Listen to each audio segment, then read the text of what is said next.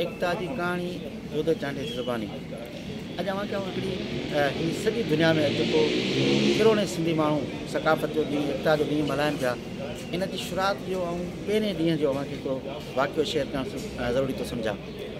शाहिद मसूद जॾहिं सिंधी टोपी ते अटैक कयो, हमलो कयो, तॾहिं अली काज़ी उन वक़्त में KTN जो CEO हो, कावश एडिटर हो, ऐं उन ऐलान कयो त असां ही सकाफ़त जो ॾींहुं मल्हाईंदासीं, एकता जो पंहिंजी सकाफ़त ऐं पंहिंजी तहज़ीब सां एकता जो ॾींहुं मल्हाईंदासीं। ऐलान त थियो, पर इहो हुकुम मूंखे मिलियो त कराची जहिड़े समुंड शहर में तोखे इहो प्रोग्राम अरेंज करिणो आहे ऐं करिणो आहे। उन वक़्तु पंहिंजी जेका टीम हुई उन दौर में मूंखे यादि आहे अज़हर बुल्लो हुयो, यासीन सूरो हुयो, ॿिया दोस्त हुया।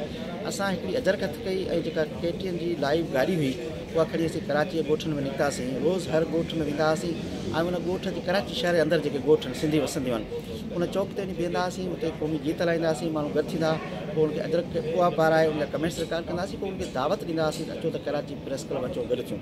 ऐं ज़रे घटि असां 15 ॾींहं कराची जे समूरनि ॻोठनि में असां इहा एक्सरसाइज़ कई। एक्सरसाइज़ करण खां पोइ असां कराची प्रेस क्लब ॾाढो जॾहिं गॾु थियासीं तॾहिं असां पहिरियों जलसो प्रोग्राम जेको कयो हुयो उहो असां हिकिड़ी मज़दा रखी कयो। मूंखे यादि आहे उन टाइम ते, छाकाणि त अञा कराची जूं सिंधियाणियूं एतिरियूं हिन इवेंट में शरीक कोन पियूं थियूं, तंहिं करे असां पॉलिटिकल उन दौर में जेके असेंबली मेंबर हुयूं या सियासी हुयूं या अदीब शाइराऊं हुयूं, उन्हनि औरतुनि खे फरमाइश कईसीं त तव्हां गज पाए अचो, स्टेज ते अचो। मूंखे यादि आहे त उन दौर में ससी पली जो गज पाए आई हुई, शाज़िया मरी पाए आई हुई।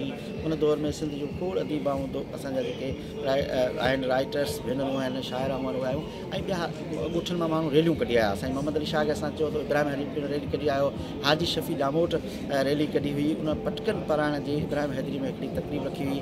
कच्ची बिरादरी खे असां चयो उहे रैलियूं कढी आया हुआ। अवामी तहरीक, सिंधियाणी तहरीक, GS सिंध जे क़ौमी मुहा समेत समूरियूं जेके पॉलिटिकल पार्टियूं हुयूं उन्हनि पंहिंजे पंहिंजे इलाइक़नि मां, अली हसन चांडियो मूंखे यादि आहे उन दौर में उन हिकिड़ी रैली कढी हुई।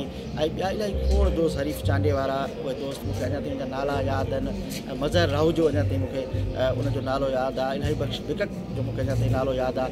त इहे सभु माण्हू आया ऐं पोइ अची असां प्रेस क्लब में गॾु थियासीं ऐं पहिरियों भेरो सिंध सकाफ़ती ॾींहुं जी पहिरीं तकरीब कईसीं। अॼु सॼी दुनिया में इहो ॾींहुं मल्हे थो, दुनिया में लख माण्हू इहो ॾींहुं मल्हाइनि था, पर मूंखे एज़ाज़ आहे, मूंखे फ़ख़्रु आहे त इन ॾींहं जी शुरूआत जो जेको पहिरियों इवेंट हुयो उनजो मेज़बान आउंसि, उनजो होस्ट आउंसि, उनजो ऑर्गेनाइज़र आउंसि, ऐं मूं इहो कराची प्रेस क्लब वारो पहिरियों इवेंट कयो। ऐं मूंखे फ़ख़्रु आहे त अॼु करोड़े सिंधी माण्हुनि जी हिकिड़ी क़ौमी ईद बणिजी चुकी आहे ऐं लखे करोड़े माण्हू सॼी दुनिया में हिन ॾींहं खे भरपूर अंदाज़ में मल्हाइनि था। त यकीननि सदन ताईं इहो ॾींहुं हाणे हलंदो जेसिताईं सिंधी क़ौम आहे, सिंधी ॿोली आहे। ऐं मूंखे जेको लॻे थो त हीअ दुनिया जो सभ खां वॾो सकाफ़ती ॾियारो थींदो, जीअं ॿिया आलमी क़ौमी ॾींहं थियनि था, ईअं ई डिसंबर जो पहिरियों अचर जेको आहे उहो हिकिड़ो वॾो क़ौमी ॾींहुं थींदो ऐं सॼी दुनिया जा माण्हू मल्हाईंदा। अॼु तव्हां ॾिसो न्यूयॉर्क में, अॼु तव्हां ॾिसो कैनेडा में, जापान में, बम्बई में, दुनिया जे कंहिं शहर में मल्हायो पियो वञे। तंहिं करे सिंधी माण्हुनि जो पहिरियों ॾींहुं हुनजो अॼु तव्हांखे मुबारक हुजनि। सिंधी क़ौम जी ईद आहे ऐं क़ौमी ईद जो मुबारक।